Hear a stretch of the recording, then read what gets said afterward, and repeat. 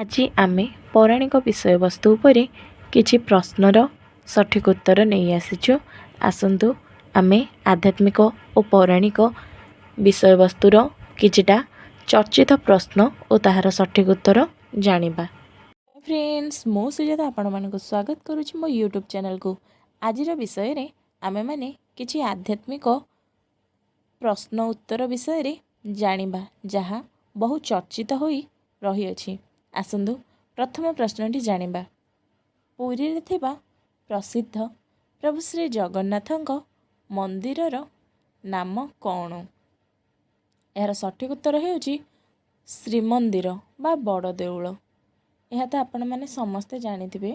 ପୁରୀରେ ପ୍ରସିଦ୍ଧ ଶ୍ରୀମନ୍ଦିର ବା ବଡ଼ ଦେଉଳ, ଯେଉଁଠାରେ କି ପ୍ରଭୁ ଶ୍ରୀ ଜଗନ୍ନାଥ, ଦେବୀ ସୁଭଦ୍ରା ଓ ବଳଭଦ୍ରଙ୍କର 3 ମୂର୍ତ୍ତି ପୂଜା ପାଉଛନ୍ତି। ଦ୍ୱିତୀୟ ପ୍ରଶ୍ନଟି ହେଉଛି ଅର୍କକ୍ଷେତ୍ର ନାମରେ କେଉଁ ଜାଗା ପ୍ରସିଦ୍ଧ ଅଟେ? ଏହାର ସଠିକ୍ ଉତ୍ତର ହେଉଛି କୋଣାର୍କ। ଅର୍କକ୍ଷେତ୍ର ନାମରେ କୋଣାର୍କ ହିଁ ପ୍ରସିଦ୍ଧ ଅଟେ। କୋଣାର୍କ, ଯାହାକି ସୂର୍ଯ୍ୟଙ୍କ ମନ୍ଦିର ରୂପେ ପରିଚିତ। ଏହା ଏକ ଓଡ଼ିଶାର ବହୁ ଚର୍ଚ୍ଚିତ ପର୍ଯ୍ୟଟନ ସ୍ଥଳୀ ଅଟେ। ଏହି ମନ୍ଦିରରେ ପଥରରେ ବହୁ କାରୁକାର୍ଯ୍ୟ ହୋଇଅଛି, ଯାହା ଦେଖିବାକୁ ବହୁତ ସୁନ୍ଦର ଅଟେ। ତୃତୀୟ ପ୍ରଶ୍ନଟି, ଦେବରାଜ ଇନ୍ଦ୍ରଙ୍କ ହସ୍ତୀର ନାମ କ'ଣ? ଯାହାକୁ ଦେବରାଜ ଇନ୍ଦ୍ରଙ୍କର ବାହନ କହିଲେ ମଧ୍ୟ ଚଳେ। ସେହି ହସ୍ତୀଟି ସମୁଦ୍ର ମନ୍ଥନରୁ ଆବିର୍ଭାବ ହୋଇଥିଲା, ଯାହାକୁ ଦେବତାମାନେ ଦେବରାଜ ଇନ୍ଦ୍ରଙ୍କୁ ଅର୍ପଣ କରିଥିଲେ। ଏହାର ସଠିକ୍ ଉତ୍ତର ହେଉଛି ଐରାବତ ହସ୍ତୀ। ଐରାବତ ହସ୍ତୀକୁ ଦେବରାଜ ଇନ୍ଦ୍ର ନିଜ ପାଖରେ ରଖିଥିଲେ। ଅନ୍ୟ ପ୍ରଶ୍ନଟି ହେଉଛି ପୁରୀର ପ୍ରସିଦ୍ଧ ପର୍ବର ନାମ କ'ଣ? ଯାହା ଦେଶ ବିଦେଶରେ ବିଖ୍ୟାତ ଅଟେ। ଏହାର ସଠିକ୍ ଉତ୍ତର ହେଉଛି ରଥଯାତ୍ରା। ରଥଯାତ୍ରାରେ ବହୁ ବିଦେଶୀ ପର୍ଯ୍ୟଟକ ଏକତ୍ରିତ ହୁଅନ୍ତି। ଏହା ପୁରୀର ଏକ ପ୍ରସିଦ୍ଧ ପର୍ବ। ଜାତି, ଧର୍ମ, ବର୍ଣ୍ଣ ନିର୍ବିଶେଷରେ ଏହା ଭକ୍ତ ଓ ଭଗବାନଙ୍କର ମିଳନର ପର୍ବ ଅଟେ।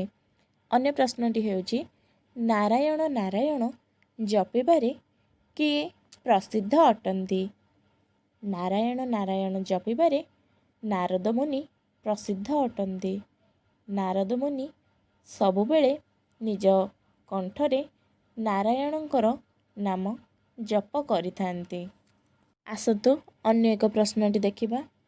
ଶ୍ରୀମନ୍ଦିରରେ କେତେ ପ୍ରକାର ଭୋଗ ଲାଗି କରାଯାଏ? ଏହାର ଉତ୍ତର ହେଉଛି 56 ପଉଠି। ପ୍ରଭୁ ଶ୍ରୀ ଜଗନ୍ନାଥଙ୍କ ନିକଟରେ 56 ପଉଠି ଭୋଗ ଲାଗି କରାଯାଏ, ଯାହା ମାତା ମହାଲକ୍ଷ୍ମୀଙ୍କର ହାତରନ୍ଧା ହୋଇଥାଏ। ପୁରୀ ଶ୍ରୀମନ୍ଦିର ପ୍ରସାଦର ବହୁତ ମହତ୍ତ୍ୱ ରହିଅଛି। ତେଣୁ ଆମେ ପୁରୀ ଶ୍ରୀମନ୍ଦିରର ପ୍ରସାଦକୁ ମହାପ୍ରସାଦ ବା ଅବଢ଼ା ବୋଲି ମଧ୍ୟ କହିଥାଉ।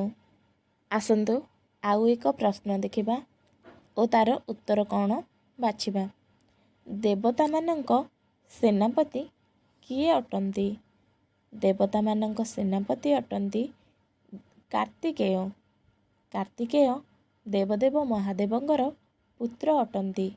ସେ ଯୁଦ୍ଧ ବିଦ୍ୟାରେ ପାରଙ୍ଗମ ହୋଇଥିବାରୁ ସେ ଦେବତାମାନଙ୍କର ସେନାପତି ଦାୟିତ୍ୱ ବହନ କରିଛନ୍ତି। କାର୍ତ୍ତିକେୟଙ୍କୁ ଦେବତାମାନେ ମିଶି ଏହି ଦାୟିତ୍ୱ ଦେଇଛନ୍ତି। ଆଉ ଗୋଟିଏ ପ୍ରଶ୍ନଟି ହେଉଛି ମାତା ଦେବକୀଙ୍କ ଅଷ୍ଟମ ଗର୍ଭରେ ଜନ୍ମ ନେଇଥିବା ପୁତ୍ରଙ୍କ ନାମ କ'ଣ? ଏହାର ଉତ୍ତର ହେଉଛି ଶ୍ରୀକୃଷ୍ଣ। ପ୍ରଭୁ ଶ୍ରୀକୃଷ୍ଣ ମାତା ଦେବକୀଙ୍କର ଅଷ୍ଟମ ଗର୍ଭରେ ଜନ୍ମ ନେଇଥିବା ପୁତ୍ର, ଯାହା ପ୍ରଭୁ ନାରାୟଣଙ୍କର ଅବତାର ଥିଲେ। କଂସର ନିପାତ ପାଇଁ ସେ ମାତା ଦେବକୀଙ୍କ କୋଳରେ ଶ୍ରୀକୃଷ୍ଣଙ୍କ ରୂପରେ ଜନ୍ମ ନେଇଥିଲେ। ଆଉ ଏକ ପ୍ରଶ୍ନଟି ହେଉଛି ରାଜା ଜନକ କ୍ଷେତରେ ହଳ କରୁଥିବା ସମୟରେ କାହାକୁ ପାଇଥିଲେ? ଦେବୀ ସୀତାଙ୍କୁ ରାଜା ଜନକ କ୍ଷେତରେ ହଳ କରୁଥିବା ସମୟରେ ପାଇଥିଲେ। ସେ ଯେତେବେଳେ ହଳ କରୁଥିଲେ ସେତେବେଳେ ଲଙ୍ଗଳର ମୁନରେ ଏକ ସୁନାର ସିନ୍ଦୁକ ଲାଗିଥିଲା, ଯାହାକୁ ଖୋଲି ରାଜା ଜନକ ଦେଖିଲେ ସେଥିରେ ଏକ ଦିବ୍ୟ କନ୍ୟା ଥିଲେ, ଯାହାକୁ ସେ ନିଜର ପୁତ୍ରୀ ବୋଲି ସ୍ୱୀକାର କରି ତାଙ୍କର ନାଁ ଦେଇଥିଲେ ସୀତା। ଦେବୀ ସୀତାଙ୍କୁ ଜନକ ନନ୍ଦିନୀ ଜାନକୀ ବୋଲି ମଧ୍ୟ କୁହାଯାଏ। ଅନ୍ୟ ପ୍ରଶ୍ନଟି ଆସନ୍ତୁ ଦେଖିବା। ପ୍ରଭୁ ଶ୍ରୀକୃଷ୍ଣ ମହାଭାରତ ଯୁଦ୍ଧରେ କାହାକୁ ବ୍ରହ୍ମଜ୍ଞାନ ପ୍ରଦାନ କରିଥିଲେ? ଏହାର ଉତ୍ତର ହେଉଛି ଅର୍ଜୁନ। ଅର୍ଜୁନ ଯେତେବେଳେ ନିଜର ସମ୍ପର୍କୀୟମାନଙ୍କ ଉପରକୁ ଅସ୍ତ୍ର ଉଠାଇ ପାରିଲେ ନାହିଁ, ସେତେବେଳେ ପ୍ରଭୁ ଶ୍ରୀକୃଷ୍ଣ ସତ୍ୟ, ଧର୍ମ ଓ ନ୍ୟାୟର ପ୍ରତିଷ୍ଠା ନିମନ୍ତେ ଅର୍ଜୁନଙ୍କୁ ଦିବ୍ୟ ଜ୍ଞାନ ପ୍ରଦାନ କରିଥିଲେ ଓ ନିଜର ପ୍ରକୃତ ସ୍ୱରୂପ ମଧ୍ୟ ଦେଖାଇଥିଲେ, ଯାହା ଫଳରେ ଅର୍ଜୁନ ବାସ୍ତବତାକୁ ଚିହ୍ନି ଯୁଦ୍ଧକୁ ଆଗକୁ ନେଇଥିଲେ। ଅନ୍ୟ ପ୍ରଶ୍ନଟି ହେଉଛି ମାତା ପାର୍ବତୀଙ୍କ ହଳଦୀ ମଳୁଖରୁ କାହାର ସୃଷ୍ଟି ହୋଇଥିଲା? ଏହାର ସଠିକ୍ ଉତ୍ତର ହେଉଛି ପ୍ରଭୁ ଶ୍ରୀ ଗଣେଶ।